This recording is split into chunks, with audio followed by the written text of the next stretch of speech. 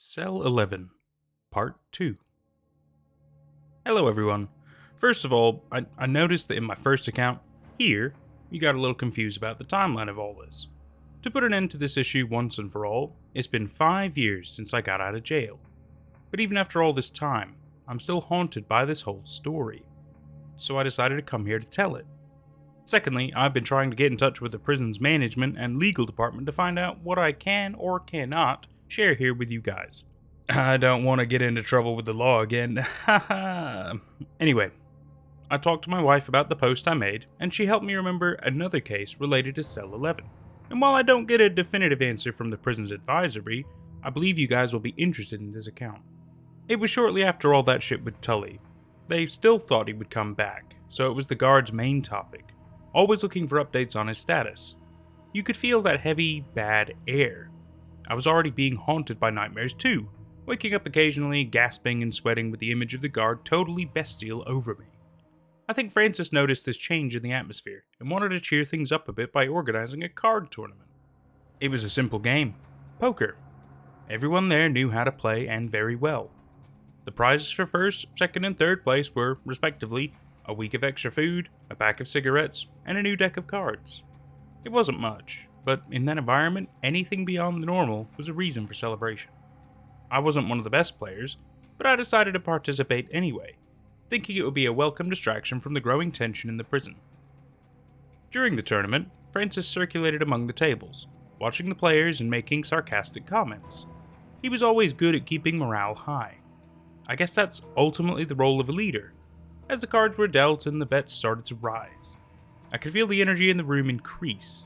Everyone focused on the game and putting aside their problems for a moment. It was when it was my turn to bet that things started to get strange. I had a decent hand, but not great. I decided to take a risk and make a bold bet, hoping the other players would back off.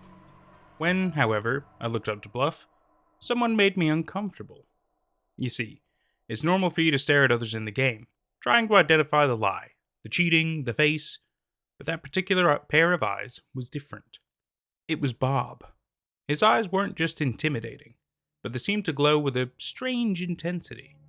I felt a shiver run down my spine as I tried to keep my expression neutral, showing no sign of weakness. He just smiled back at me, a smile that didn't reach his eyes, which remained fixed on me, like a predator. I realized that he was imitating, albeit to a lesser extent, Tully's expression. Not in a genuine way, of course, but mockingly, teasing me. What a bastard. The others seemed not to notice, staring at me as I tried to compose myself. I continued the game, and finally, the last round came and Bob made his final bet. I looked at my cards and realized I didn't have any chance of winning anymore. I was about to give up when an idea popped into my mind. With a resigned sigh, I pushed all my chips to the center of the table, betting everything on one last desperate move. When I did that, everyone fell silent, focusing all their attention on me. Francis, who had been watching the game from afar, approached our table, curious to see how the hand would unfold. His eyes, normally calculating, showed a flash of interest as he watched the dynamics between me and Bob. Bob didn't hesitate to match my bet, putting all his chips in too. It was now or never. I could hardly contain my breath as I waited for the cards from the last round to be revealed. The deck seemed to vibrate with energy, as if it were aware of the tension building in the room. The cards were dealt, one by one, and each one seemed to echo the pulsation of my heart. I kept my face impassive, while Bob displayed a confident smile, as if he already knew he had won. But then, the last card was turned over, and the fate of the game was sealed. I couldn't believe what I was seeing. A perfect sequence, an unbeatable hand. I had won. I stood there with the same confused look as Bob. It wasn't possible. The cards I saw before in my hand weren't these. Silence hung over the room as everyone processed what had just happened. Francis was the first to break the silence, letting out a loud laugh and applauding in approval. The other inmates joined him, clapping and patting my back in congratulations. I tried to attribute the confusion to the nervousness I had just experienced, the tension and all the rest of the scene, and in the end, well, I'd won, hadn't I? I joined the cheering crowd, believing they were celebrating Bob's defeat more than my victory specifically. During that night, after all, I was the celebrity. As the night progressed, the prisoners began to disperse, with the exception of about 5 of them who wanted to celebrate the day's victory with homemade, and somewhat unhealthy, drinks. I was somewhat uncomfortable with all that attention, but it seemed like a good idea. It was me, old Munford, Francis, and 3 more inmates whose names I could barely remember at that moment. Munford was the first to propose a toast in my honor, raising his makeshift mug filled with a very dubious red mixture. Francis was sitting beside me, with a satisfied smile on his face, apparently happy with the distraction the card tournament had provided to the prison. The other inmates also seemed to be having fun, laughing and chatting animatedly as we shared stories and jokes. For a moment, I managed to forget about the nightmares, Tully's meltdown, and all the strange things that had been happening in the prison. We were all there, together. But an idea crossed my mind at that moment. Alcohol is great at loosening tongues. Maybe if Munford drank a little more, I could get more information. Some answers. "Thank you, Munford," I said, raising my own mug. "But the victory was for all of us here tonight." He smiled and raised his mug in response, taking a generous sip of his homemade drink. I waited until he sat back down again, seizing the moment to strike up a conversation. "And of course," I continued, "in respect to our colleague Tully, may we meet again soon in better circumstances." "God bless his soul," Munford said, raising one hand up. "Poor lad. I saw his wife this week here. She seemed devastated." "Poor thing," I murmured. "And did you hear about what happened that night?" "Only the rumors from the guards." He paused for a moment. "To be honest, I wanted to hear from you what really happened." I decided to take a more cautious approach, keeping the darker details to myself, but still trying to extract as much information as possible from Munford. "Well, you know how these rumors are," I said, trying to sound casual. "We can't always trust what we hear. But there was something strange that night. Something I can't fully explain." The old man leaned forward, his eyes shining with curiosity. "What do you mean?" he asked, his voice a conspiratorial whisper. "You know, that night, I was heading back to my cell when I came across Tully. There he was, standing in front of—" I made a dramatic pause and leaned closer to him. "Cell 11. Munford's expression instantly changed upon hearing the cell number. His eyes narrowed, and I could see a glimmer of recognition in them, as if he knew more than he was willing to admit. "Cell 11, huh?" he murmured, his voice almost a whisper. "That damn cell." "Yes." He was staring at the wall, which I suppose had the painting. When I talked to him, he freaked out and came at me.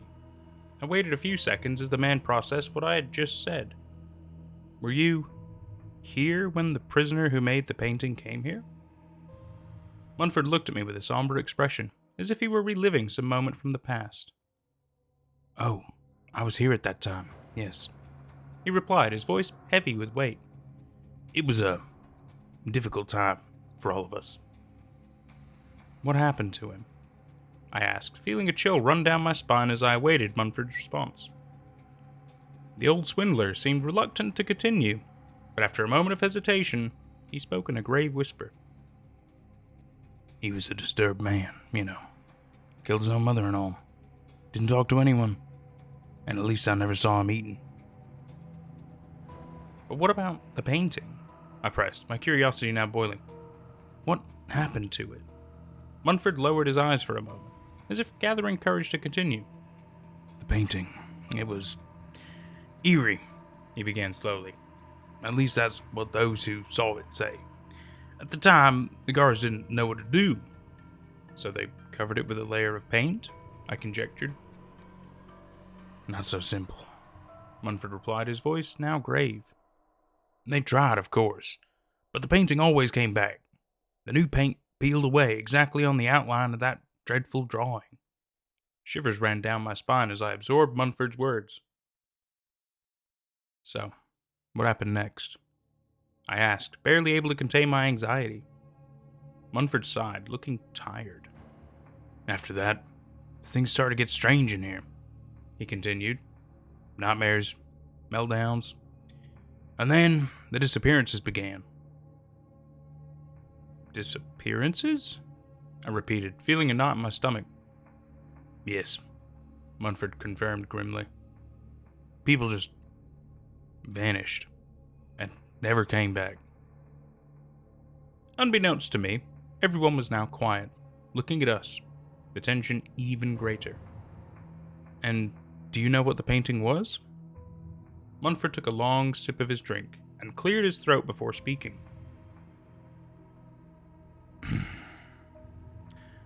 An eye. A big eye. That never blinks. That never sleeps. Always watching. Those words, somehow, shook me, sending a shiver straight down my spine. I found myself looking around the room, as if expecting to find that insidious gaze in some dark corner. But of course, there was nothing but the bare walls of the prison and the faint glow of fluorescent lights. Still, the air around me felt heavier, as if it were laden with the sinister energy of that painting. The atmosphere was dead now. We were leaving gradually, exchanging a curt good night. Only Francis stayed, saying he wanted to talk to Munford, and I already had too much information, so I didn't want to be nosy. I bid farewell to my friends and began walking towards my cell, crossing paths with some guards who were chatting. Under normal circumstances, I would have received a scolding, since our curfew had sounded about 10 minutes ago. But not that night. They just tipped their hats and murmured a, "Go to your cell, okay?" And I certainly followed my way. Now, an important thing. I was in cell 4 and Munford in 23. It was about a 5-minute walk, and halfway there, I would have to pass by cell 11. I was tense, remembering what I had heard, and started to slow down as the numbers decreased. I was turning the corner of cell 17 when I saw, standing at the end of the corridor, a large silhouette. Someone standing, staring directly at me. I stopped abruptly, my heart racing at the scene. A chill ran down my spine as I tried to discern who or what was standing there, watching me with a disturbing intensity. The dim light of the corridor wasn't enough to reveal many details about the mysterious figure. All I could see was a blurry outline, motionless like a statue, indistinct against the dark background of the corridor. Suddenly, it started walking towards me, and I could see its face illuminated by the photons of the lamp above its head. It was Bob. What are you doing here, Bob? I finally managed to articulate, my voice coming out in a hoarse whisper.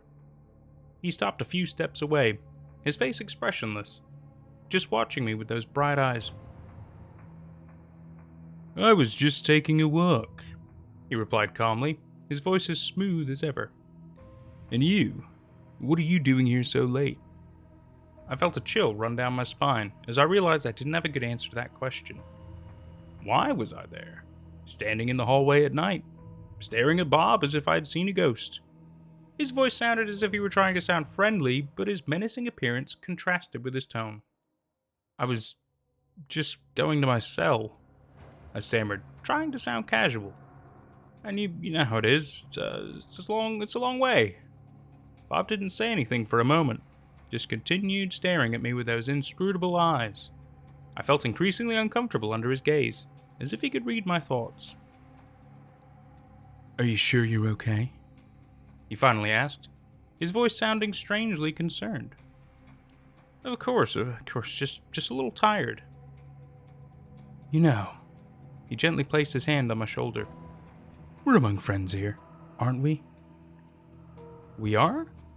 He laughed. Of course, buddy. I just wanted to ask you something. You cheated, didn't you? With my heart pounding in my chest, I swallowed hard, trying to maintain my composure. Cheat? I repeated, trying to sound innocent. I don't know what you're talking about, Bob. I swear, I played fair in the tournament. He continued to stare at me, his bright eyes seeming to penetrate my soul. Oh, but you did, didn't you? His voice now taking on a more sinister tone. You found a way to cheat, a way to win even when your cards weren't good enough. I'm not angry, you know. I don't mind you taking the prize, but I just want to know how you did it. He leaned closer to me. and for you to admit it. This is all a misunderstanding, Bob, I said, trying to keep my voice steady.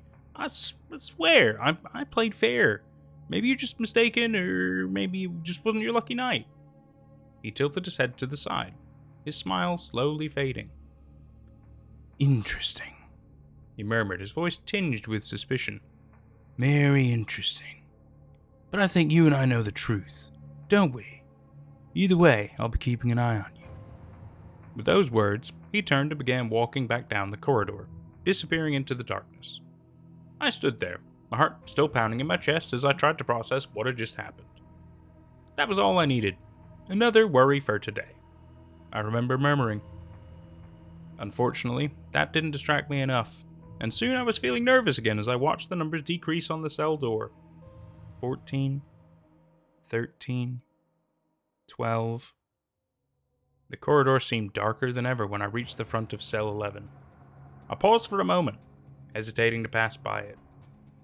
A sense of oppression enveloped me, as if something sinister were lurking on the other side of that metal door. I could simply move on, ignoring cell 11 and returning to my cell. But a part of me, curious and perhaps a bit foolish, wanted to know more. Gathering courage, I took a few hesitant steps towards the cell. The dim light of the corridor cast dancing shadows on the walls, creating an even more sinister atmosphere around me. I held my breath and stood there, trying to hear something behind the door, any faint noise.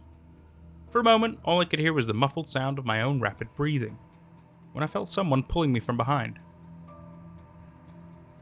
What's up, Bob? I've already said I didn't I was interrupted by a pair of hands pressing tightly on my neck like icy claws, cutting off my breath and preventing me from articulating any sound.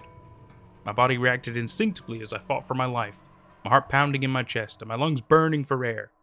The darkness of the corridor seemed to close in around me, increasing the feeling of despair and claustrophobia. Amidst the desperation, I managed to twist my body. With a quick movement, I turned to face my assailant, ready to confront them. But what I saw before me made me freeze. It was Tully. His hands felt even heavier as our eyes met. The shock of seeing him there, in front of me, after everything that had happened, paralyzed me for a moment. It was as if all hell itself had materialized in that cell. My legs trembled more from fear than from lack of oxygen as tears bathed my face. Tully! An animalistic growl escaped my throat. You want to see, huh? You think you can look back at him? His voice was a dry rasp. He's seen you a long time ago, and he doesn't like being looked back at. My vision began to darken. I thought I would die, and how horrible it would be to die with fear. The expression of terror externalized, petrified in my coffin. I felt my body weighing down, tingling at the edges, my brain only able to scream, "Don't die, damn it!" I was almost passing out when breath returned to my lungs. I saw Tully lying on the floor, a large guard on top of him accompanied by his wife, who now cried and sobbed in despair. I saw myself there, on the floor, trying to catch my breath as the guard helped me up. "Are you okay?" he asked, his voice filled with concern. I nodded, still trying to process what had just happened. My mind spun around all the threats, and I could hardly believe that all of this had really happened. Yes, I'm fine, I finally replied, my voice still trembling. Thank you for intervening. The guard nodded, helping me to stand up and guiding me away from the cell. Tully's wife was still hysterical next to her husband, while other guards arrived to help calm her down. I slowly backed away from the scene, still shaken by what had just happened. As I moved away from cell 11, a sense of relief began to seep in. My neck still burned, but gradually I began to normalize. I swear to you, to this day, I bear the marks of Tully's fingers under my skin, a reminder of where my curiosity led me. Turns out, Tully was under observation, and he had got to the prison to speak with the local doctor and pick up his psychiatric file. While his wife was talking to the doctor, he fled and ran straight to the cell. I definitely didn't expect what I encountered when I laid my head on the pillow that night, but Tully's second attack wouldn't be the scariest thing for me that day. When I woke up, what happened left me so numb that I didn't even pay attention to the bruises or the trauma of the previous night. As I got up and removed the pillow to make the bed, I came across something that shouldn't exist, and that until then, I had never even imagined. Underneath my pillow lay a playing card, a club, like the number 11, and with some kind of red ink. A drawing was visible. A small face, with a smiling, winky face. Maybe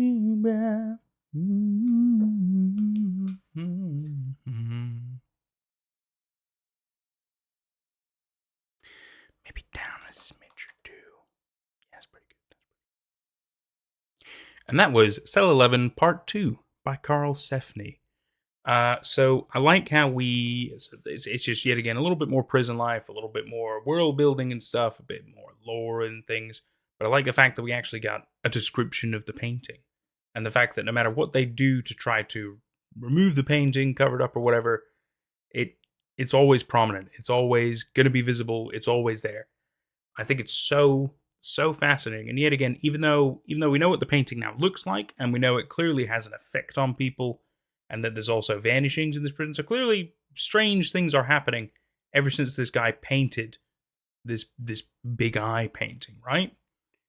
It's interesting, but then it really makes you question and wonder, well, is it like a magic paint, for example? Perhaps he, by painting it, maybe it's more like he's covering up a ritualistic symbol or something. It makes you wonder, doesn't it? It makes you wonder what's happened. How did this happen? Is he perhaps a magic person himself? Maybe he was cursed by a demon or something, and he's imbued it into the painting. We don't have enough proper information about how the things are happening. We just kind of know a why, but not a full enough detail. But we know it's related to the painting. No matter what, it is related to that specific painting. It's very interesting. And there's one more part. We're going to have to read it to see if we can get some proper answers to the story, because I'll tell you what, I'm very interested. I'm very interested, and I really want to know. And I bet some of you do too. This has been Nate at Night. We'll see you at the end. Take care. Thank you so much to our Patreon members and YouTube members for making all this content possible. You know who you are.